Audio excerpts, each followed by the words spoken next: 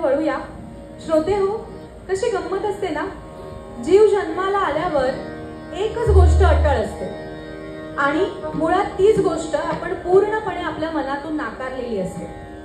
त्याने खांद्यावर आपला हात ठेवला की जे काही सगळं घडतंय ते सगळं थांबणार आणि या एका कल्पनेने आपल्या जीवाचा अगदी थरकाप उडतो.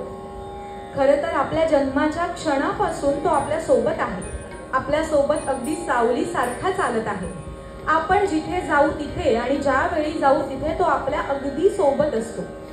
त्याची फरफट ही अगदी आपल्या शेवटच्या क्षणापर्यंत चालूच असते आणि असं त्याचं आपल्यावर निर्वाज्य प्रेम आणि त्याने फक्त एकदा आपल्याला म्हणावं, अरे चल रे, आणि म्हणून हक्काने आपल्या खांद्यावर हात ठेवला आणि आपल्याला ओढून नेलं. ही एकच गोष्ट आपण फक्त सांगू शकत नाही की तो आपला एवढा हक्क कधी दाखवेल. कोणाबद्दल बोलतेय हो मी? खरंय, मृत्यू. एकमेव असं आहे आपल्या सोबतच की जे आपल्याला प्रेडिक्ट नाही करतायत, आपल्याला व्यक्त नाही करतायत.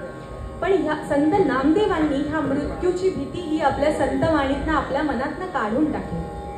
संत मंडळी आपल्यासाठी केवढं काही करत असतात, आपल्याला सुसंस्कारित करतात, आपले विचार घालवतात आणि त्याचबरोबर हे मृत्यूचं भयही आपल्या मनातून संत नामदेवांनी काढून टाकलंय. ते काय म्हणतात बघा, भगवंताची जेव्हा संगत लाभते तेव्हा या मृत्यूचं भय उरत नाही. आणि त्यांच्या नामदेवांच्या या अभंगात त्यांनी एक दृष्टांत दिलाय. तो दृष्टांत असा आहे, टाळ मृदुंग दक्षिणेकडे, माझे गाणे पश्चिमेकडे. पूर्व पश्चिम उत्तर दक्षिण हे विरोधाभास मान्य आहे, पण नामदेवांनी केलेला दक्षिण आणि पश्चिम हा विरोधाभास काय असेल बुवा?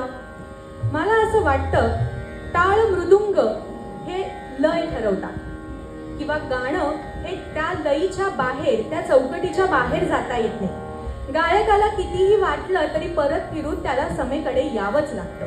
ती तालाची चौकट त्याला बांधून ठेवतेच आणि ही चौकट म्हणजे हे टाळ मृदुंग कुठे आहेत तर दक्षिणेकडे. दक्षिण दिशा ही मृत्यूची दिशा. ही मृत्यूची दिशा म्हणजे संतांच्या भाषेत मुक्तीची दिशा. आपल्याला मुक्ती हवी असेल तर आपल्याला दक्षिण दिशा आहे. पण माझे गाणे मात्र पश्चिमेकडे. मी कितीही गायलं तरी मला दक्षिण दिशा आता मिळणार नाहीये हे नामदेवांना माहिती आहे, कारण माझा जन्म मृत्यूचा फेरा अजून संपलेला नाही. त्यामुळे पश्चिमेला सूर्य अस्ताला गेला की तो पूर्वेला उगवून वर येणार.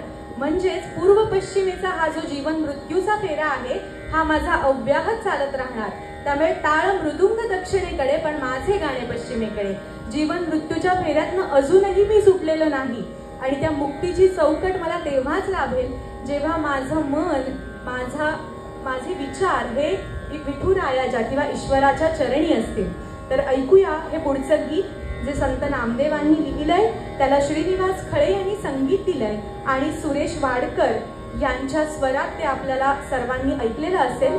ऐकूया पुढचं गाणं, काळ देहासी आला खाऊ.